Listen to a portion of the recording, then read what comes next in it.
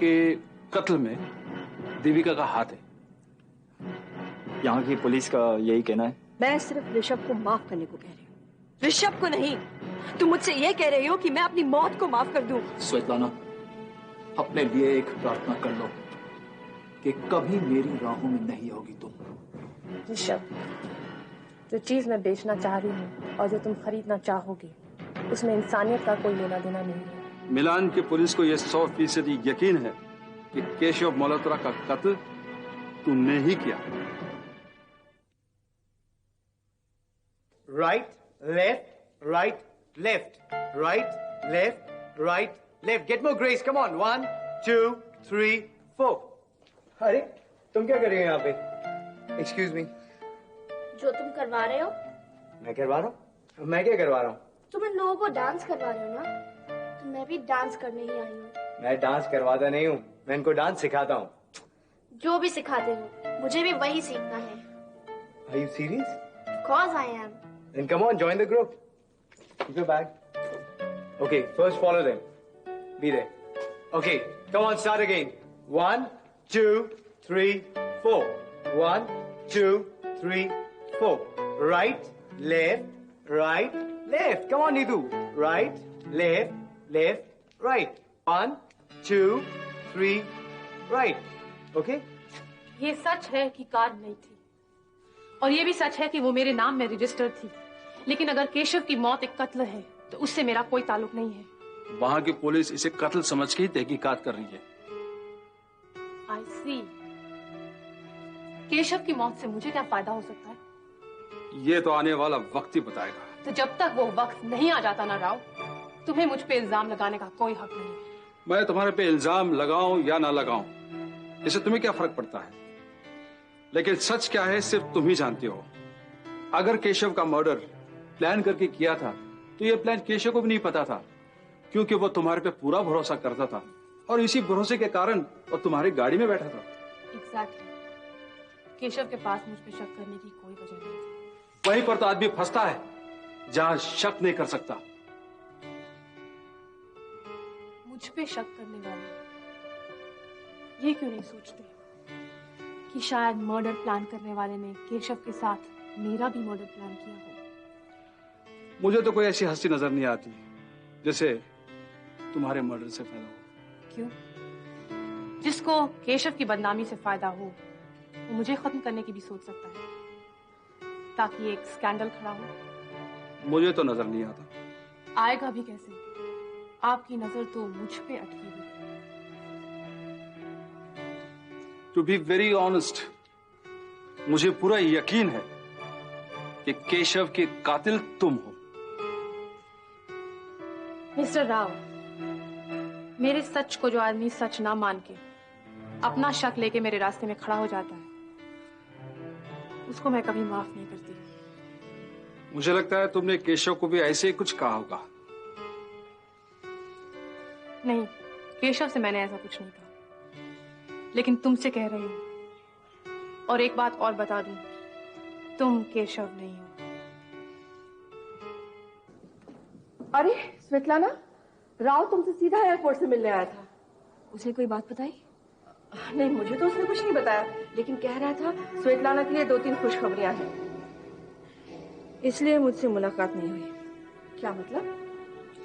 मतलब ये माँ कि आजकल इतना बुरा वक्त चल रहा है कि खुशी की कोई खबर वक्त पर नहीं पहुंचती मुझ तक। नहीं, राव ने कहा है वो 9 बजे वापस आएगा खुशखबरी के साथ।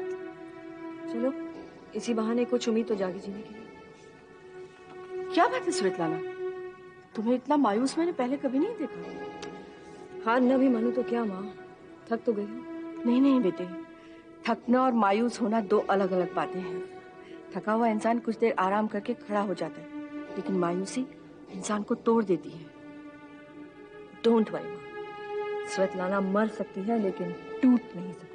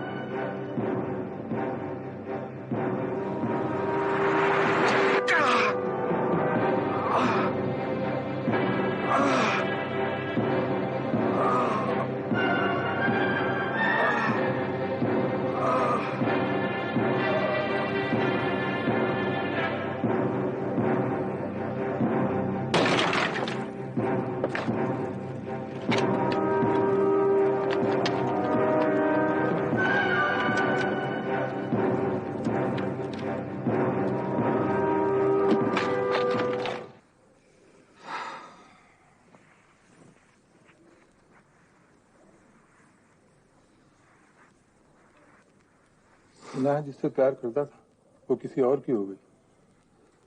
हाँ, होता है जिंदगी में ऐसा। अजीब इत्तेफाक है, केशव भाई साहब की भी मौत एक्सीडेंट में हुई और उनके सबसे करीब और अजीज भरोसेमंद दोस्त राव की भी मौत एक्सीडेंट में ही हुई। सैड। जब केशव मल्होत्रा जी जिंदा थे तब भी मल्होत्रा इंडस्ट्रीज का सारा कारोबार यही संभालते थे। इसमें कोई शक नहीं। केशव भाई साहब की मौत के बाद भी ऋषभ सब सलाह मशवरा इन्हीं से लिया करता था। It's really very sad.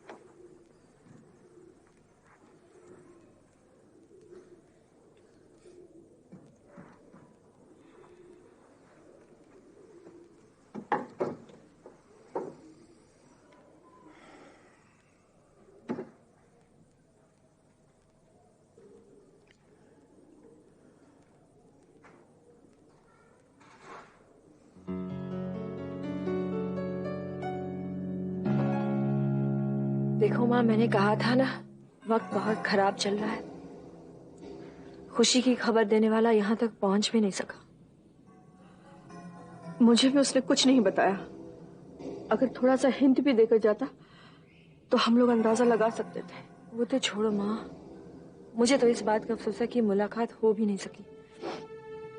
आखिरी बार जब हम मिले थे तो कुछ तीखी बातें हुई थी और मैं सोच रही थी कि अब जब हम मिलेंगे तो मैं कुछ ऐसी बात करूंगी जिससे उसे लगे कि मैं पछतावा महसूस कर रही हूँ और उसके अंदर की नाराजगी दूर हो जाए। बहुत चाहता था तुम्हें वो। तुमसे नाराज होना उसे अच्छा नहीं लग रहा था। मिलान में जो हुआ था उसका कुछ भी तो पता नहीं, और वो खुशी की खबर क्या थी वो भी पता नहीं। हो सकता है मिलान से उसने तुम्हें कोई खत लिखा हो जो आजकल में आता हो। अरे माँ, ये जानकर भी कि मैं वर्कशॉप पर हूँ वो फोन भी तो कर सकता था। लेकिन शायद वो खुशखबरी मेरे नसीब में नहीं थी, और मुझे खुशखबरी सुनाकर मेरे चेहरे पर खुशी देखना शायद उसके नसीब में नहीं था। बेटे, मौत पर किसी का क्या बस, वो तो कभी भी आ सकती है। हाँ, हम तो सिर्फ यही सोच रहे हैं ना कि हमें जो खुशखबरी मिलने वाली थी वो नहीं मिली। बेटे, खुशखबरी का क्या, मिलान से आने के बाद उसे तुमसे मिलना चाहिए था ना। काश एक बार तो मिल जाता। तो मैं पिछली मुलाकात की बदतमीजी के लिए माफी तो मांग लेती। बेटे, राव को शायद ये मंजूर नहीं था कि तुम जिंदगी में उसके सामने कभी शर्मिंदगी महसूस करो।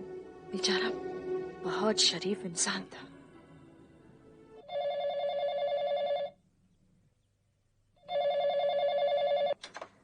सर, पुलिस वाले राव साहब के एक्सीडेंट के बारे में आपसे मिलना चाहते हैं। भेज दो।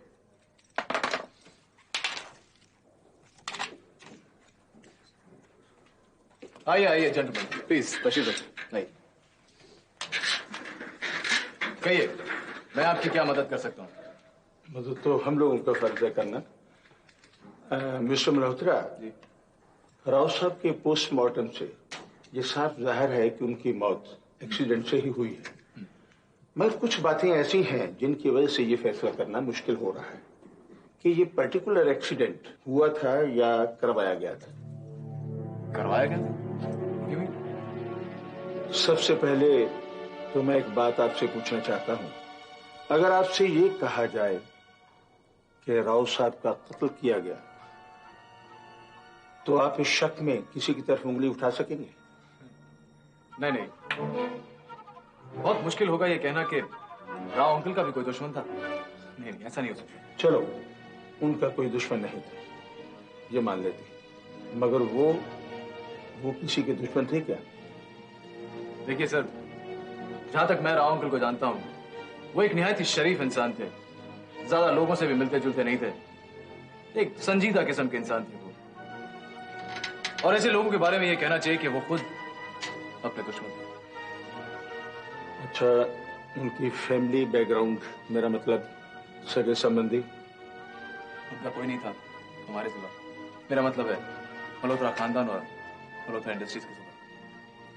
उनके ड्राइवर का कहना है कि जब वो एक्सीडेंट होते देखकर अपने मालिक की तरफ भागा तो किसी ने उनकी गाड़ी का शीशा तोड़कर कुछ निकाला। वो कुछ क्या था ये वो बता नहीं पा रहा है। आई एम सॉरी सर, लेकिन इसके बारे में तो मुझे भी कोई आइडिया नहीं है कि वो क्या था, क्या हो सकता है। I don't know anything. तो आप ये तो बता सकेंगे कि वो मिलान क्यों गए थे? हाँ, मिलान तो वो मेरे कहने पर ही गए थे। डैडी कुछ अधूरा बिजनेस छोड़कर आए थे जिसे वो ठीक ठाक करने गए, यू नो। तो आज सुबह वो मिलान से लौटे हैं, आपसे मिले नहीं, आपको फोन नहीं किया?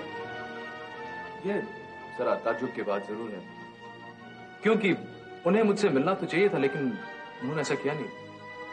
न फोन किया, न खुद आए। मुझे तो कुछ समझ में नहीं आ रहा। मिस्टर मल्होत्रा, एक्सीडेंट के समय उनकी अपनी गाड़ी के शीशे का टूटना ये साबित करता है कि उनके पास कुछ ऐसा था जिसे कोई दूसरा हासिल करना चाह रहा था। मगर वो चीज क्या इतनी इंपॉर्टेंट थी कि उसके लिए मिस्टर राव की जान ले ली गई? खैर, हम इस केस को एक मर्डर केस समझकर तहकीकात कर रहे हैं। एक बात और पूछता हूं, ये इंसान यानी मिस्टर राव तृप्ति अपार्टमेंट किस लिए गए? तृप्ति अपार्टमेंट्स? Good morning madam. सेठ जी, आइए आइए, तशरीफ रखिए। तशरीफ रखने के लिए मेरे पास बिल्कुल फुर्सत नहीं है, आज बड़ा जल्दी में हूँ। ऐसी भी क्या जल्दी है? आपकी पसंद का ठंडा मंगवा लूं? नहीं, बिल्कुल नहीं, एकदम नहीं। क्या नहीं? देखो, आप मेरे को शरबत पिलाकर मेरे गुस्से को ठंडा करना चाहती है। अच्छा, आप गुस्से में? मुझे ऐसा तो नहीं लगा। लगेगा लगेगा, मुझसे पूछो मैं क्यों आया। आपने तकलीफ कैसे की? अरे तकलीफ वकलीफ छोड़ो ना, सीधा सीधा पूछो। छाबड़िया महंग, तुम यहाँ कैसे आया? अच्छा ठीक है, सीधे सीधे पूछती हूँ, कैसे आना हुआ? शायद तुम भूल गई हो, आज मेरा रकम वसूल करने का तारीख है। नहीं, मुझे बिल्कुल याद है सेठ जी। ये लीजिए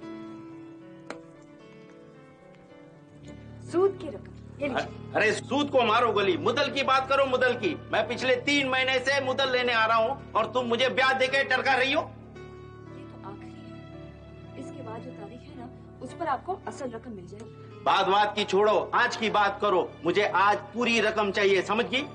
लेकिन सेठ जी, अभी मेरे पास पैसे हैं नहीं। देखो मैडम, कान खोलकर सुन लो। आज अगर तुमने मेरे को रकम नहीं दी ना, तो कल मैं कोर्ट में जाएगा और फिर कल अखबार में आएगा और मार्केट में तुम्हारी बदनामी हो जाएगी। लेकिन आप ऐसा नहीं करेंगे। क्यों नहीं करूंगा, क्यों नहीं करूंगा? क्योंकि आपके पास ऐसा करने के लिए सही कारण है नहीं। अरे वाह, हमारी रकम हमको तुम टाइम पे नहीं देगा तो हम तो कोर्ट में जाएगा। नहीं सेठ जी, आप जैसा कोई सेठ रकम को घर पर तो नहीं रखता है, वो ब्याज पर चलाता रहता है। जब मैं आपको ब्याज दे रही हूँ तो फिर आप... देखो मैडम, आपने जब जब रकम मांगी मैंने आपको रकम दी, अब वही रकम मैं वापस मांग रहा हूँ तो आपको क्या तकलीफ है? आपको रकम दे देनी चाहिए ना। मैं यहाँ एक धंधा चला रही हूँ जो अभी नया नया है। इस वक्त एकदम ऐसा मुमकिन नहीं कि मैं कहीं से इतनी बड़ी रकम निकाल कर आपको दे सकूं। निकाल के दो या धंधा बंद कर दो, मुझे कुछ नहीं सुनना। मुझे मेरी पूरी रकम चाहिए, समझ गई ना? इस तरह किसी को परेशान नहीं करना चाहिए आपको सेठ जी। आज आप ब्याज ले जाइए और अगली तारीख तक मैं आपको आपकी रकम पहुंचा देती हूँ। बिल्कुल नहीं, ब्याज मैं बिल्कुल नहीं लूंगा। मैं कितनी बार कह दूं कि मेरे पास इस वक्त रकम नहीं है। वाह, क्या जमाना आ गया है। रकम वसूल करने मैं आया हूँ और गुस्सा आपको आ रहा है। शराफत को जब जरूरत से ज्यादा दबाया जाए तो भड़क उठती है। अरे शराफत वराफत से मुझे क्या वास्ता, मुझे तो मेरा पैसा चाहिए, पैसा। देखो 3 दिन के अंदर अगर आपने पैसा नहीं... जी प्लीज, 3 दिन के अंदर मैं इतनी बड़ी रकम का बंदोबस्त कैसे करूंगी? मैं कुछ नहीं सुनना चाहता। 3 दिन के अंदर अगर आपने रकम का बंदोबस्त नहीं किया तो मैं कोर्ट में चला जाऊंगा। नहीं सेठ जी, सेठ जी प्लीज, मैं आपके आगे हाथ जोड़ती हूँ। अपने हाथों को अलग कर दो सतलाना। दौलत में इतनी ताकत नहीं जो तुम्हारे हाथों पे हुकूमत कर सके। तुम इतने दिनों बाद कहाँ से आए? तुम ये कह रही हो, इसका मतलब तुमने मुझे मिस किया। ये देखो, पूरे 10,000 पाउंड का चेक मैं तुम्हारे काम से लंदन गया था। ये बहुत बड़ा ऑर्डर है और ये सिर्फ एडवांस है। तुम तो सब कुछ एक ही सांस में कह गए। मुझे कुछ समझ में नहीं आ रहा। ये काय का चेक है? किसका ऑर्डर है? मैं तुम्हें बाद में समझाता हूं, पहले सेठ जी को समझा दो। ये देखिए सेठ जी, क्या कहते हैं आप, कब चाहिए रकम आपको? अगले महीने दे दो असल रकम, और मैडम इस वक्त सिर्फ ब्याज दे दो, चलेगा?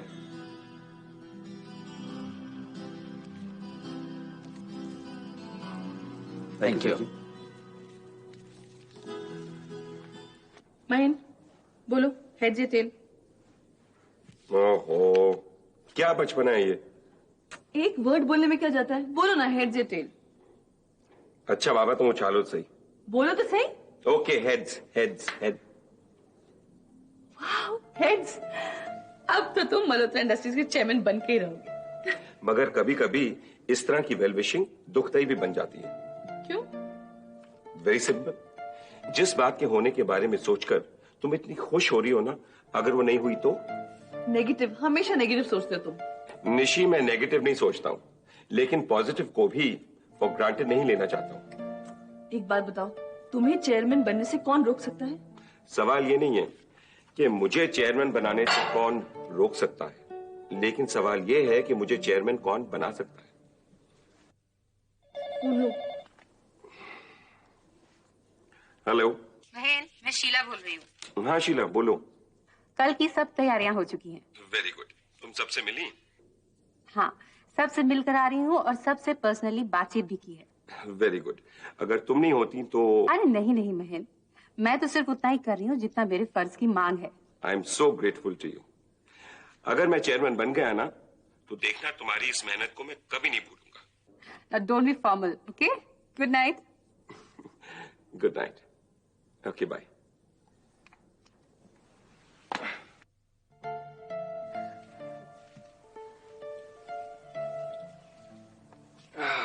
महीन, डार्लिंग, तुम चेयरमैन बनो या ना बनो, लेकिन ये शीला बनो मुझे ऑफिस में एजीएम के बाद एक दिन भी नजर नहीं आनी चाहिए।